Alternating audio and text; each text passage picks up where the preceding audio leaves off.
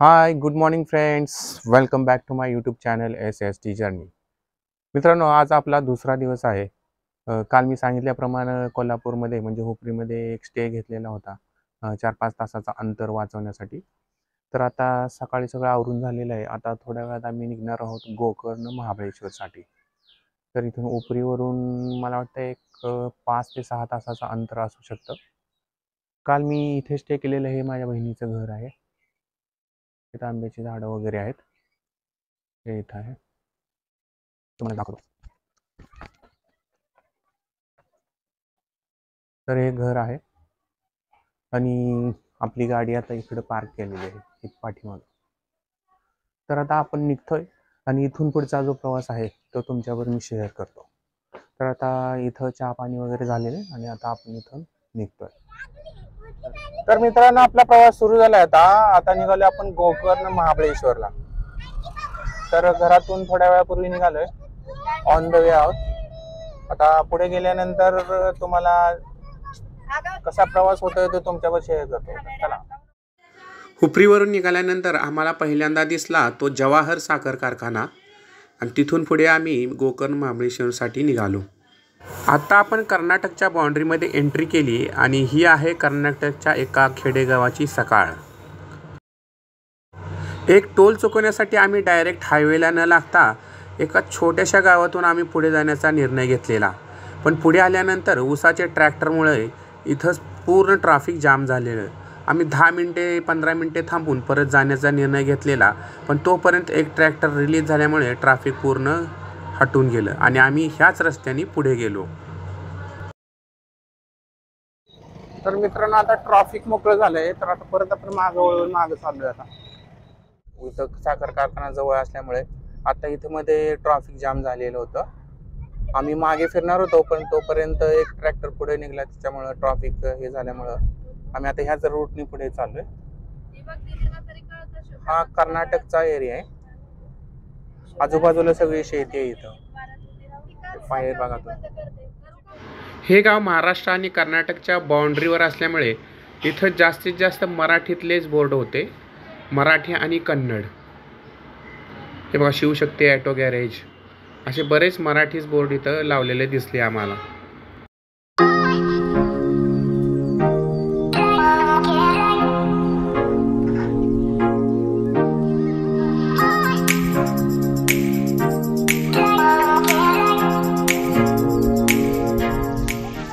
सुंदर अशी झाड आहेत बघा, दोन्ही साईडने सगळी पिंपळाची झाड आहेत.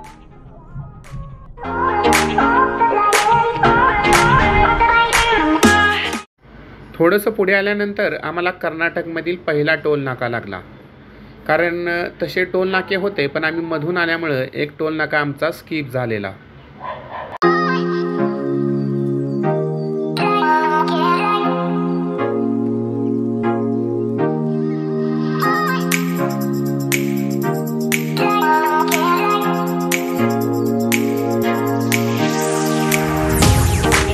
आता आम्हाला थोड्या काहीतरी वस्तू लागणार आहेत, त्यामुळे आम्ही आता हायवे सोडून बेळगाव सिटीमध्ये शिरलोय. आणि इथं जर मिळालं, CNG सुद्धा भरायचा होता आणि बरोबर CNG मिळाले बघा आत्ताच.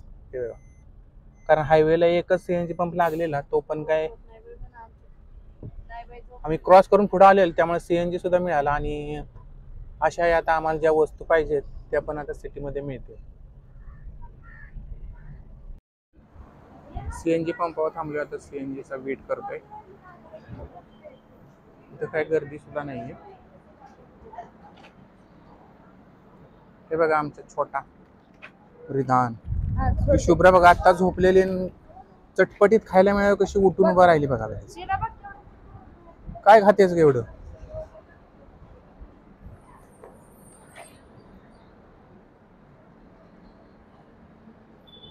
रिधान. हे आहे बेळगाव सिटी. मेन बाजारपेठ कुठे माहित नाही, पण आपण आता बेळगाव मध्ये एंटर केले. स्ट्रीट लाईट वगैरे दिसत आहेत आपल्याला. ATM. हे पहा, आम्ही घरून जेवण बांधून आणलेलं होतं, हे याच्यामध्ये ठेवलंय आम्ही. तर ते खाण्यासाठी आम्हाला पत्रावळ्या पाहिजे होत्या. तर त्या आम्हाला मिळालेल्या आहेत बघा. मस्त पत्रावळे आहेत, छान डिझाईन आहे याच्यावर. आणि हे आम्ही मुलांच्या त्यांच्या घरी गेलो होतो काल, तिथून जेवण बांधून घेतलंय. ते घेताना आम्हाला हे छान फ्रेश गजरे पण मिळालेले आहेत, हे बघा. आणि हे आमच्या छोट्याशा बाळाला या पत्रावळ्या खेळण्यासाठी पाहिजेत म्हणून तो रडतोय. हे पहा मस्ती चालली त्याची त्याच्यासोबत. आणि मागे हे आमच्या 2 छोट्या कन्या जेवण करतायत. जेवायला बोलवा बाळा सगळ्यांना. छान मुली भाजी चपाती खाऊन घेत आहेत, त्यांना भूक लागलेली आहे. आता बेळगाव मधून आम्हाला ज्या वस्तू पाहिजे होत्या त्या मिळालेत आणि आता आम्ही चाललोय बेळगाव सिटीच्या बाहेर. परत आता नॅशनल हायवेला लागून पुढं आम्ही गोकर्ण महाबळेश्वरच्या रोडला आता अटॅच होतोय.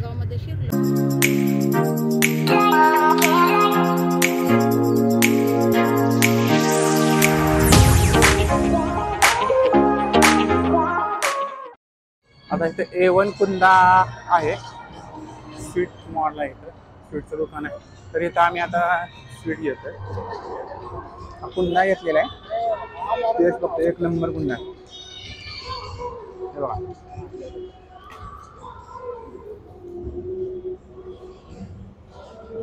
छान आहे ना. आम्ही आता खरेदी होतोय, पावसाळा खायला घेतो पावसाळ्यात कुंदा.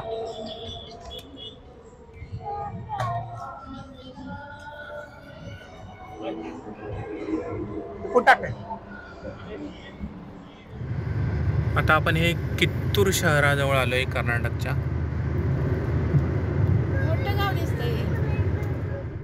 आपण कित्तूर मधून आता आत शिरलोय आणि या रोडला लागलेलो आहे. मगापासून नॅशनल हायवेनीच प्रवास करत होतो, पण आता थोडा वेळ झालं हा असा सामसूम रस्ता आहे. दिवसाचं सुद्धा इथे जास्त गाड्या दिसत नाही.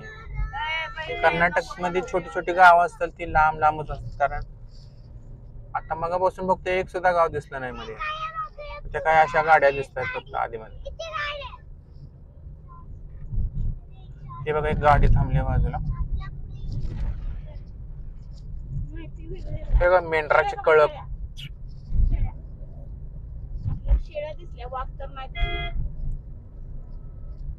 एक पहिले गाव दिसते बघा, पहिल्यांदा दिसते आत शिरल्यापासून.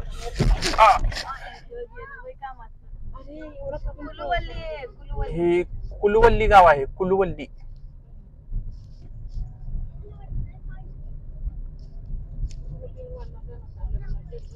इथले जे रस्ते आहेत, आपण जसं पुण्यावरून कोकणामध्ये जातो आणि त्याच्यानंतर कसे छोटे छोटे रस्ते असतात, तसेच सेम रस्ते आहेत इथं. तुम्ही बघत असाल, म्हणजे सिटी सोडल्यानंतर कोकण जरी टुरिस्ट प्लेस असलं तरी रस्ते अजून एवढे तिथले डेव्हलप नाहीत.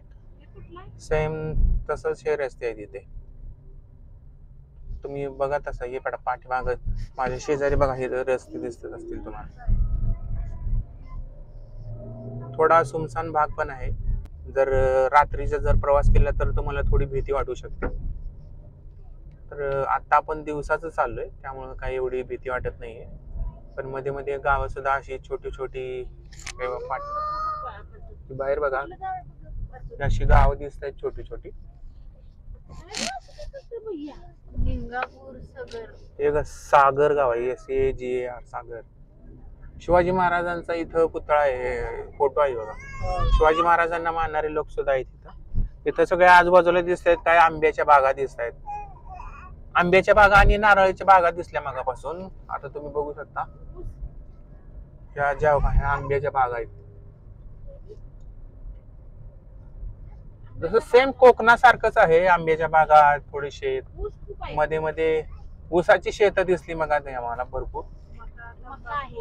आणि मका थोडा दिसला, तंबाखूचे थोडे मळे दिसले, 1-2. आता मळाच म्हणावा लागेल त्याला.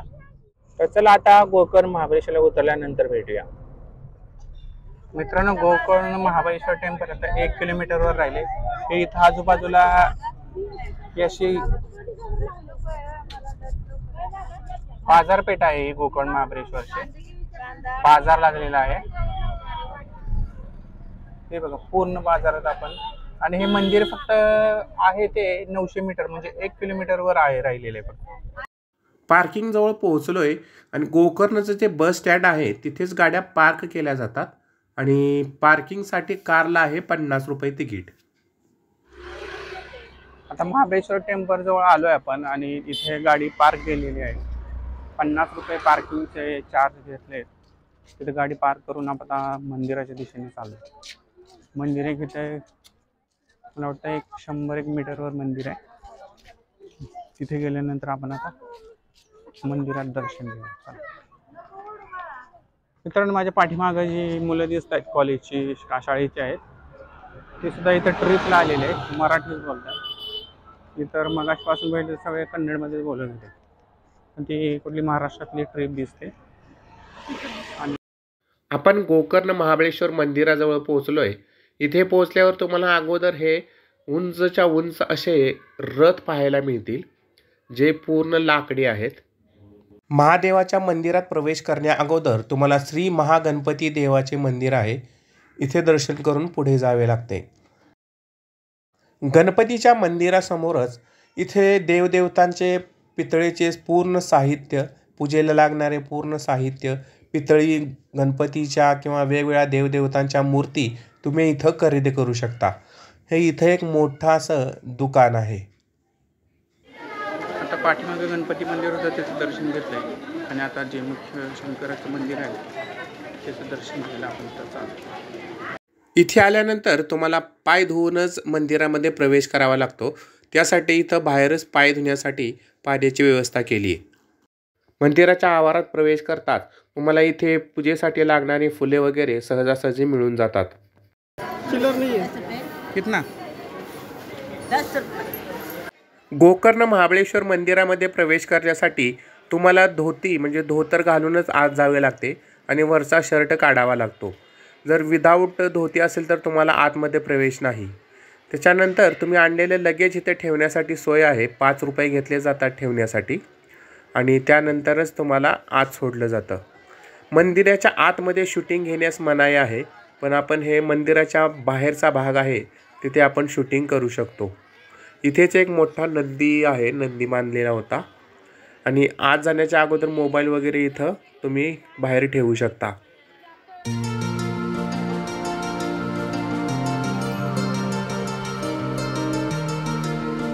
दर्शन घेतल्यानंतर आम्ही मंदिराच्या बाहेर आलो आणि समोर असणाऱ्या समुद्राकडे आम्ही निघालो.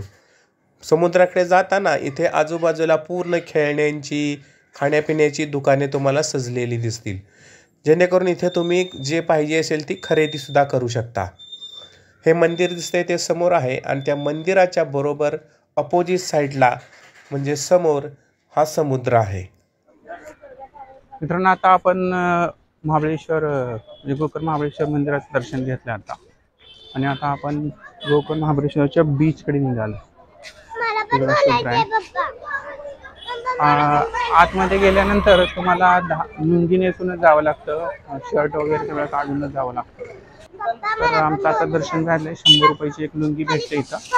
लुंगी घेऊन तुम्ही आत जाऊ शकता आणि त्यानंतर तुम्ही दर्शन घेऊ शकता. आता आपण आलो इथं बीचवरती. माझ्या पाठीमागे हा बीच आहे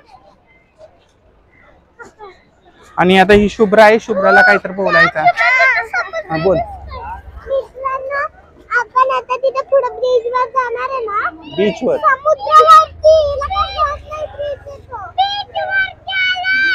बीचवरती आलेलो आहे आणि आम्ही तुम्हाला आता तिकडे गेल्यावर दाखवतो. तर चला. मित्रांनो, आता आपण बीचवर आलोय आणि बीचवर आल्यानंतर आपल्याला एक दृश्य दिसतंय. हे बघा, ते 2 सांड आहेत, ते भांडणं करतात इथं. तुम्हाला दाखवतो. हे बघा, आपली ताकद ते एकमेकाला दाखवायला लागलेत. मगापासून बघतोय ते त्याच पोझिशनला आहेत, धाडच करत नाही एकमेकाला मारायला.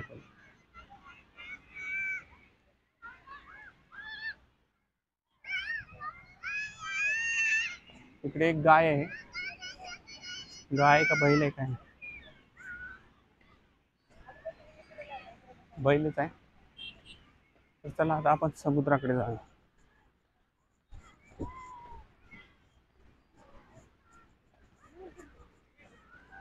आपण आता पार्किंग जे केलेलं आहे ते बस स्टँडवर केलंय आता तिकडे आपण जाणार. आता आपण दर्शन घेतले, आता बीचवर आलोय. बीचवर थोडा वेळ बघायचं आणि त्याच्यानंतर आता रूम बघायची. इथं रूम बघल्यानंतर स्टे करायचा आज.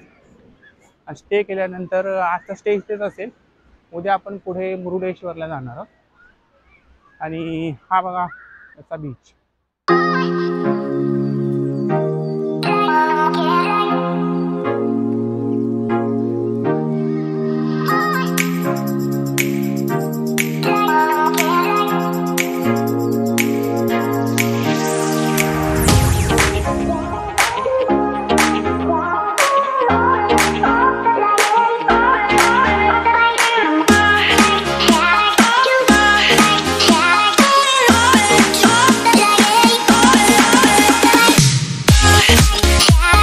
मित्रांनो, आजचा आपला दिवस संपलेला आहे. सकाळी कोल्हापूरहून निघलेलो आणि गोकर्ण महाबळेश्वरला येऊन आपण मंदिराचं दर्शन घेतलं, बीच पाहिला आणि रस्त्याने जो आपला अनुभव होता तो तुमच्याशी मी या व्हिडिओमध्ये शेअर केले.